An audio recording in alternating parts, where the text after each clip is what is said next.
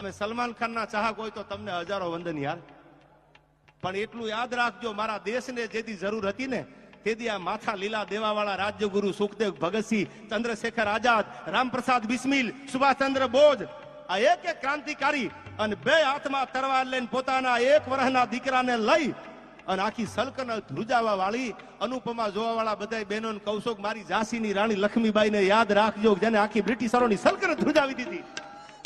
આ યાદ રાખવાની જરૂર છે યાર. આ મુની બદના મુઈ ડાર્લિંગ તેરે લીએ આમાં કાઈ નહીં વળે યાર. મને બાપુ ઇંગ્લિશ વાળા આમાં બેઠા મજા આવે.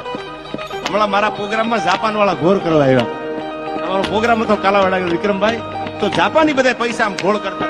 અરે તમારી ભલી થાય તમારી, કે અમારે જાપાનમાં ડાયરો કરાવો છે એટલે એને ઇંગ્લિશમાં મને કીધું હતું. હું ઘણી વાર કહું છું, આજે કહી દઉં આ મને હકીકત માતાજીના આમ કહીને કહું છું ગણેશભાઈ, આ યુવાનોનો 18 વર્ણના યુવાનોનો એટલો પ્રેમ મળ્યો છે મારી જિંદગીમાં. મને થંભા રૂડું નહીં લગાડું, કુદરતનો ગુનેગાર બનું 18 વર્ણ માટે.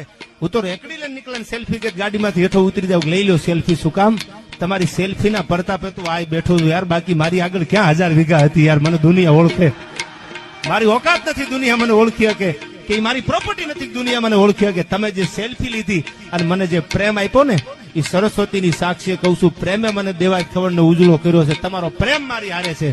આવો ને આવો જીવું ને ત્યાં સુધી પ્રેમ રાખજો ભાઈ.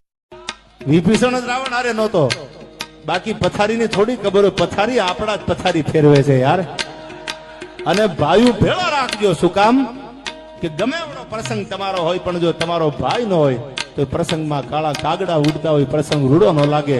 ભાઈઓ વિનાનું ભેકાર મન કડવું લાગે કાગડા. આ રામે કીધું છે, ભરતે કીધું છે, રામને વનવાસ આપી દીધો.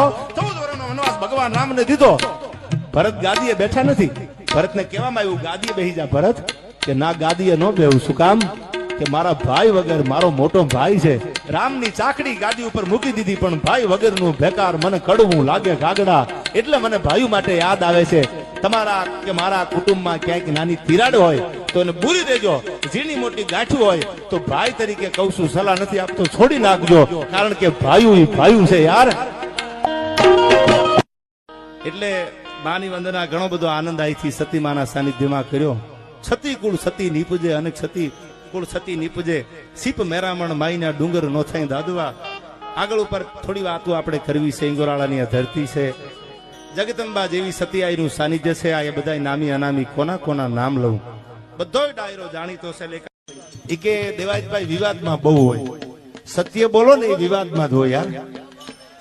આપણા હનુમાન ઉપર ઘા થતા હોય, આપણા રામ ઉપર ઘા થતા હોય, આપણા કૃષ્ણ ઉપર ઘા થતા હોય, આપણા મહાદેવ ઉપર ઘા થતા હોય. એમને મજા આવે બોલતા હોય અને બધાય બોલે એકચ્યુઅલી આમ છે, એકચ્યુઅલી આમ છે. સાલું મારાથી રહેવાય નહીં. કહું તૂટે કડિયા તણી, આ તો અંગની ઉનડિયા. પછી આંકલો કરવા વાળા ભેળા હાલે કે ન હાલે, બાકી રાણો રાણાની રીતે યાર. અને આજ મજા ન આવે તો જિંદગીમાં કોઈ દી મજા જ ન આવે ભાઈ. આ એક જ દી છે જિંદગીનો સોનલ બીજ, મારા માટે અને આપના માટે, જે માને છે એના માટે. આથી બીજો હારો દી હું માના સમખાઈને કહું છું જોગમાયાને, આથી બીજો દી આપણા માટે હારો છે નહીં ભાઈ.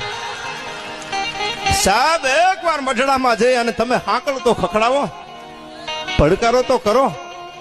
તમારા દી ઉગેનું જો ફેર ન પાડે તો મઢડા ખોટ બેઠી હોય. મોદી સરકારના નિર્ણય બધા સાહેબ કાળજા ફાડી નાખે હોય છે આપણા માટે. તો ભગવો છે યાર.